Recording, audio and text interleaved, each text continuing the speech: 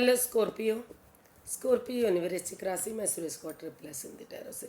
तो आज हम स्कॉर्पियो वृश्चिक राशि के लिए सिंगल्स की जनरल लव रीडिंग करेंगे। जो सिंगल हैं या किसी भी रीजन से अपने आप को सिंगल मानते हैं, चाहे वो डाइवोर्सी रहे हैं, विडो या विडोवर रहे हैं, या फिर अभी तक अनमैरिड हैं, बिल्कुल कुंवारे हैं, लेकिन कोई भी रीज़न रहा हो, लेकिन अपने आप को सिंगल मानते हैं। तो जनरल होने के कारण मैच हो भी सकती है, नहीं भी हो सकती। जिस पर जितनी मैच होती प्लीज़ आप एक्सेप्ट कर सकते हैं। सनसाइन, मूनसाइन या नाम राशि जिसे भी चाहें आप इसे देख सकते हैं। अगर आपको पर्सनल रीडिंग चाहिए तो नीचे डिस्क्रिप्शन बॉक्स में डिटेल्स हैं, वहाँ जाकर चेक कीजिएगा। कोई भी कन्फ्यूजन डाउट होने पर व्हाट्सएप मैसेज के जरिए आप इसे क्लियर कर सकते हैं। तो इसमें सबसे पहले स्कॉर्पियो जो देखेंगे कि आपका जो रिसेंट पास्ट था वो कैसा रहा है, प्रेजेंट करंट एनर्जी क्या बता रही है। अगर कोई नया पर्सन आपका लाइफ पार्टनर बनने आ रहा है तो एनर्जी क्या रहेगी, और किसी पास्ट पर्सन से अगर आप डील करते थे वापस आपकी लाइफ में आ रहे हैं तो क्या एनर्जी रहेगी, और लास्ट में हम गाइडेंस देखेंगे। तो सिंगल्स के लिए, सिंगल्स जिनका उनका रिसेंट पास्ट कैसे रहा है।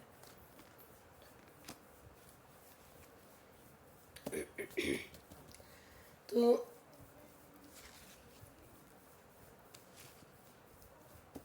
स्कॉर्पियो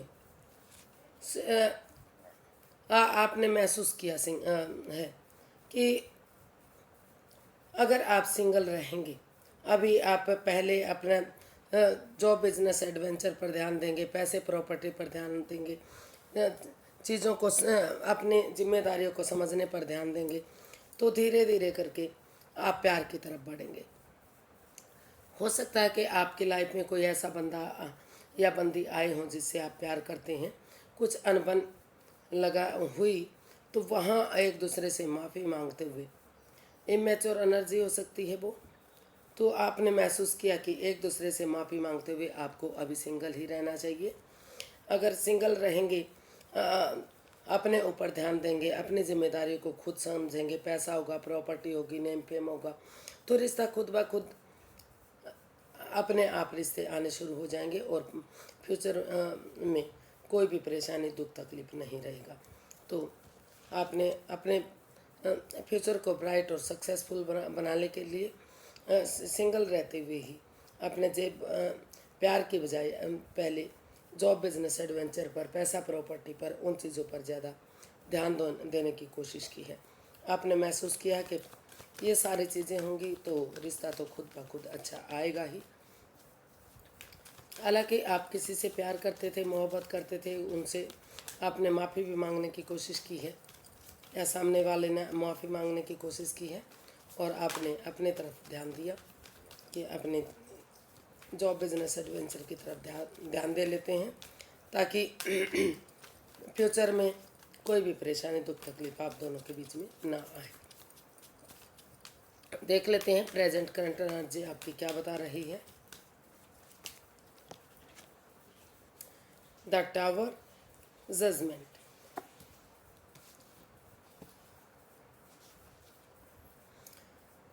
तो प्रेजेंट करंट एनर्जी आपकी कुछ दिखाई दे रहा है कि पॉजिटिव नहीं दिखाई दी है। हो सकता है कि जिस चीज़ के लिए आप ये सब करना चाह रहे थे वहीं वो रिश्ता बिगड़ता हुआ, ख़राब होता हुआ दिखाई दिया। आपको महसूस हुआ कि जितना इस आगे बढ़ने की कोशिश की जा रही है उतना ही स्ट्रेस बढ़ता जा रहा है, पनौती, बाधाएं, दिक्कतें आ रही हैं, चीज़ें आगे बढ़ने का नाम नहीं ले रही हैं। और हालांकि आपने कोशिश की कि वो रिश्ता बना रहे। ये जजमेंट का कार्ड बता रहा है कि रिकॉन्सिलेशन की तरफ आप कोशिश करते दिखाई दे रहे हैं।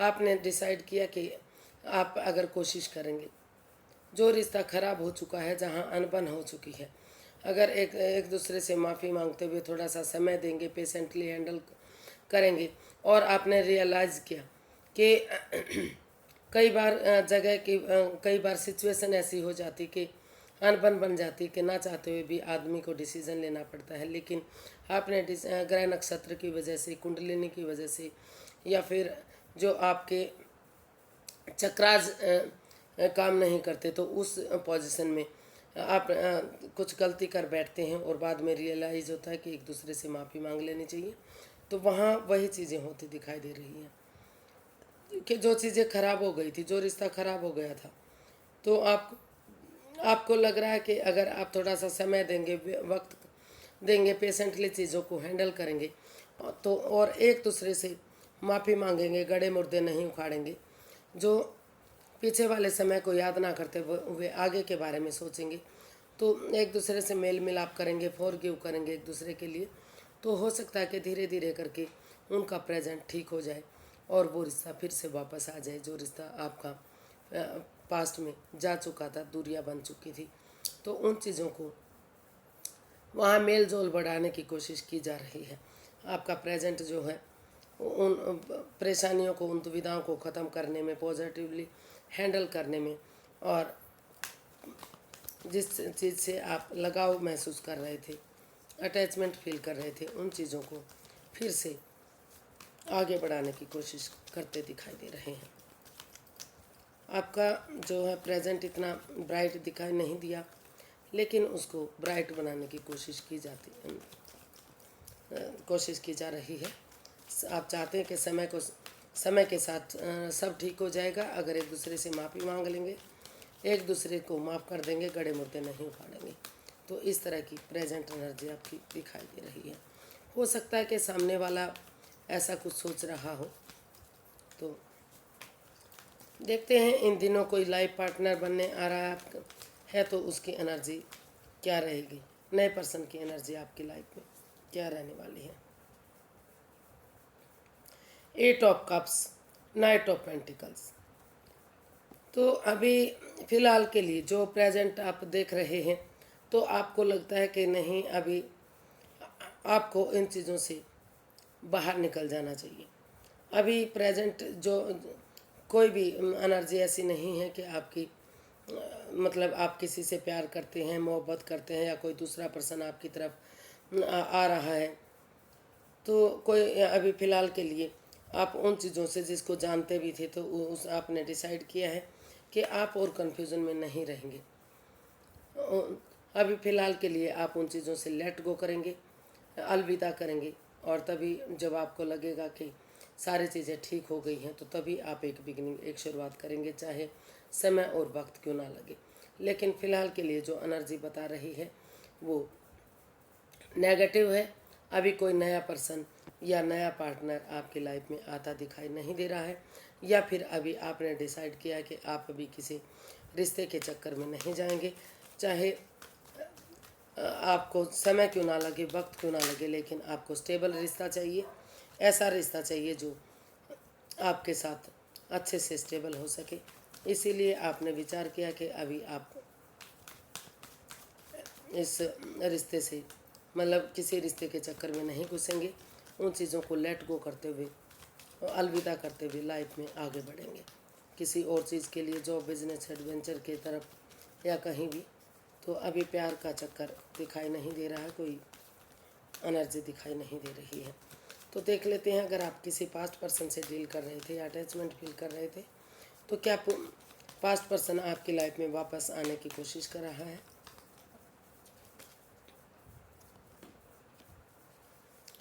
The high priestess, 3 of cups. कुछ केसेस में, इन फ्यू केसेस, मतलब हो सकता है कि जो पुराना पर्सन था वो, या तो आप उसके लिए हील कर रहे थे, या तो सामने वाला हीलिंग कर रहा था।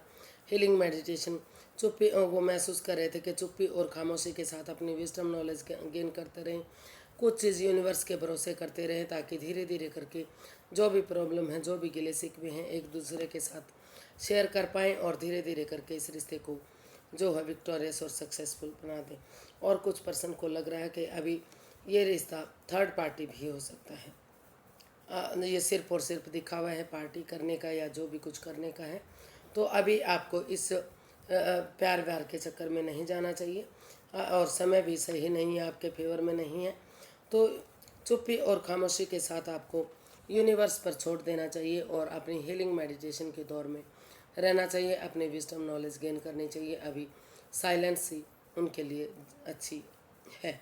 तो अभी मुझे नहीं लग रहा कि नए या पुराने किसी भी रिश्ते में आप जाएंगे। हाँ, कुछ केसेस में लग रहा है कि अपना विजडम नॉलेज गेन करते हुए समझदारी के साथ वो उनको लग रहा है कि अगर वो आगे बढ़ेंगे तो ये रिश्ता उनके लिए सक्सेसफुल होगा, कामयाबी की तरफ बढ़ेगा, उन्हें आगे बढ़ने में मदद करेगा। तो कुछ केसेस में आगे बढ़ते दिखाई दे रहे हैं, लेकिन कुछ केसेस में उनको लग रहा है कि नहीं, ये आपको ये सिर्फ एक छल है, एक दिखावा है, चाय पार्टी का, कॉफ़ी पार्टी का, उनसे मिलने का, वो धोखा हो सकता है।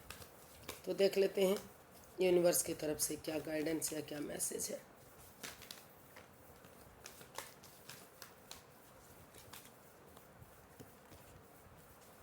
S of pentacles, 3 of wands.